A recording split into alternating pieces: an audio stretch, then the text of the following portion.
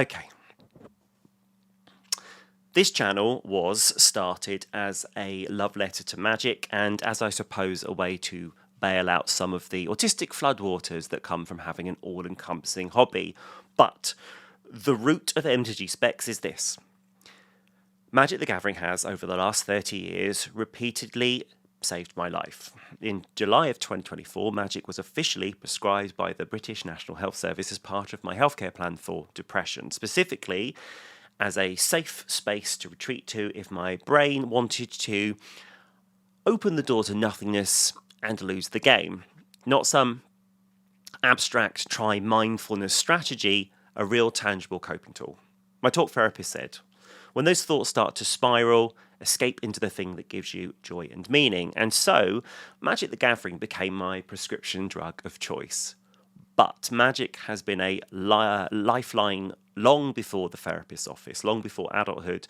When I lived with a partner who wasn't as kind to me as they could have been, Magic Online became my escape hatch. I'd log on, headphones in, even though it has literally the worst sound effects, and just disappear for a while into another world. So a world where I had power, where my decisions mattered, where I could find my people. And even before that, there was a time in my 20s when I chose to be silent, a period of extreme social anxiety, a period when talking just stopped feeling possible. But Magic had a language, the colour pie, the set mechanics, shard names and card types, oh my. And suddenly I had words again. A shared vocabulary, I could say things like, it's a control shell splashing red for interaction, and be understood. And this YouTube channel isn't just a place to talk about decks. It is the loudest, proudest version of me I've ever allowed to exist in public. So, this video, it's for anyone who has received the eyebrow arch, I think I'm doing it, or uncomfortable shuffling of feet while you try to explain to someone your adult hobby. Because we're supposed to outgrow joy, right? We're meant to replace imagination with invoices. But when someone sees you fully lit up about something unapologetically nerdy, it pokes at their lost spark. And I want to armour you against any shame or embarrassment you might feel and say to you, Magic the Gathering and your other hobbies are not an escape, but an essential return to self. In short, hobbies aren't indulgent, they are life-saving.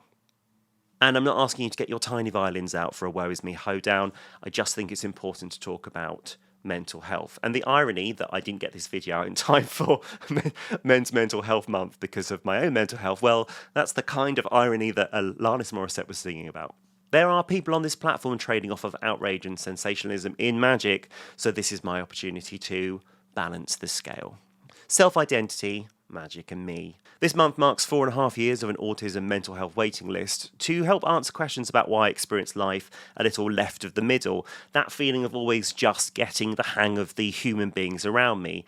And once again, Magic has helped me to understand myself when the professional help hasn't emerged, oddly through my deck building choices and my approaches to the game. 3 years ago, I was a much spikier player, needing to gain power or recognition through winning.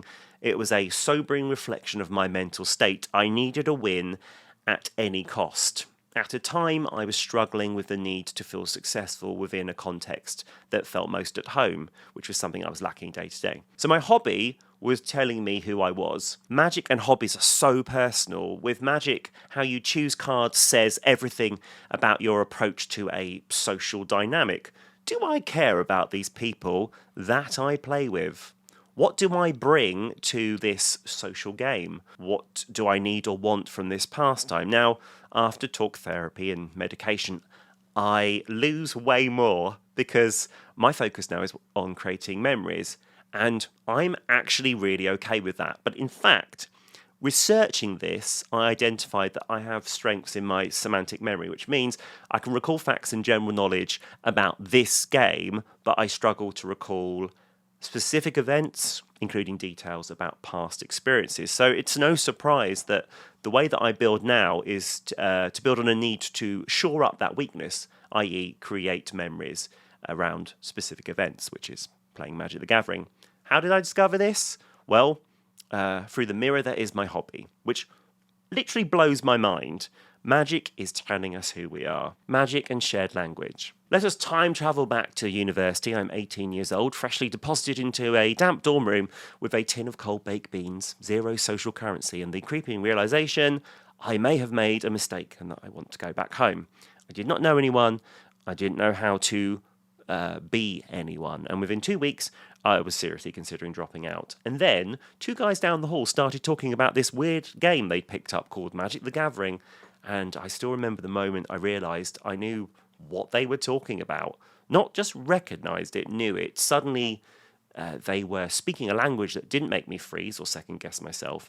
It was a language I understood, one I could speak fluently, almost involuntarily. And then cut to binders of cards, cut to deeply questionable purchases with my grant money. Cut to the exact moment I opened a two-headed giant in a house party, in a kitchen I would never have stepped into without the social grease of very expensive cardboard. Most importantly, cut to the reason why I stayed at university, Magic gave me a way in. It wasn't just a game, it was a bridge, it was a shared language. And through that shared language came experiences that shaped me, not just as a student, but as a person. It wasn't just the rules or the decks or the plays, it was the connection, the ability to speak and be heard. For someone who often felt tongue-tied in real life, Magic gave me something so powerful, and that was volume. Community. In an interview last year with Eurogamer by my very talented friend James, and I've linked the article below, I said something that might sound flippant, but is actually heartbreakingly true. I'm gay, and I'm a nerd, and that's a bit of a double whammy in life. I mean, how many detractions does one person need? Guess what sort of people I've met through Magic? A lot of nerds. Nerds by the bucket load. Queer nerds, awkward nerds, hyperfixated nerds, beautiful, brilliant, deeply weird people who don't just tolerate my quirks, they reflect them back at me like a mirror. And that's super important because growing up, I was a weird arty kid in a family that didn't know what to do with their weird arty kid. I wasn't athletic, I wasn't traditional, I didn't follow the expected paths. I didn't think my family really understood me at all. But gaming groups, they got it. They spoke my language, both literally and figuratively. And finding people who could geek out over the same obscure mechanics or card lore wasn't just fun, it was validating. It was a reminder that I wasn't broken, it was a reminder that I wasn't alone. Because I spent my formative years feeling like an alien, like I'd crash landed on the wrong planet, and then suddenly I found my people who don't just get my references, but feel them. It's like discovering there's been a little group of aliens running around this whole time, and somehow they have saved you a seat. Through Magic, I found friendships built on laughter, shared strategy, inside jokes, and late-night games that blur into actual therapy. And I found more understanding in 2 years of this community, online, through YouTube, through my playgroups, through Magic Cons, than I ever have in 45 years of trying to explain myself to people who were never listening. This isn't just a game, it's a place, and it's a place that I call home. If you've ever felt weird for loving something deeply, especially as an adult, if you've ever been side-eyed for still being passionate about a so-called childish hobby, let this video be your permission slip to stop apologising for it. Magic the Gathering didn't just save my life once, it's been a lifeline again and again.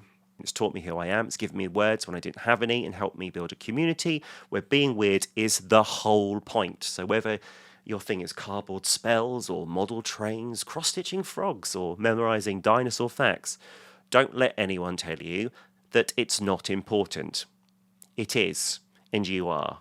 And with that said, thank you for watching, and until next time, stay weird, stay kind, and may your top decks be ever in your favour.